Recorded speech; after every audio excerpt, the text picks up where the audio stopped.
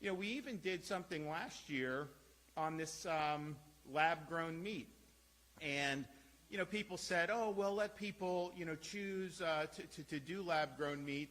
And some people said it may not be good for you, it may not be safe, we don't know yet. But that really wasn't the reason why I signed the bill. The reason why I signed the bill is that this lab-grown meat is part of a larger agenda. People like the World Economic Forum, others, they view agriculture as the problem for global warming.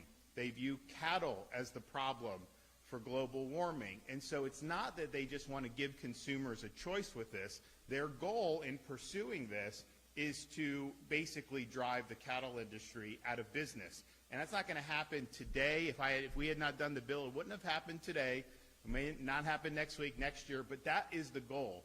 So we can sit there and just act like that's not the case, or we can nip it in the bud. So we chose to just nip it in the bud. I'm not playing the games of the World Economic Forum. I want to make sure that we preserve the cattle industry, not only in the state of Florida, but throughout the entire United States of America. And that was one part of a battle that we fought that wasn't limited to agriculture, but had a huge impact, and that's this whole idea of so-called ESG, environment, social governance.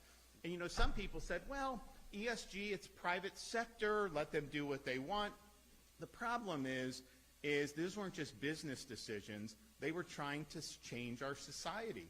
They were trying to change policy, basically, without ever having to get elected to anything, without ever having to go through the process and actually do that. They just wanted to kind of collude together, asset managers, big companies, all that, and impose this worldview through the sheer force of their economic power, and that was unacceptable.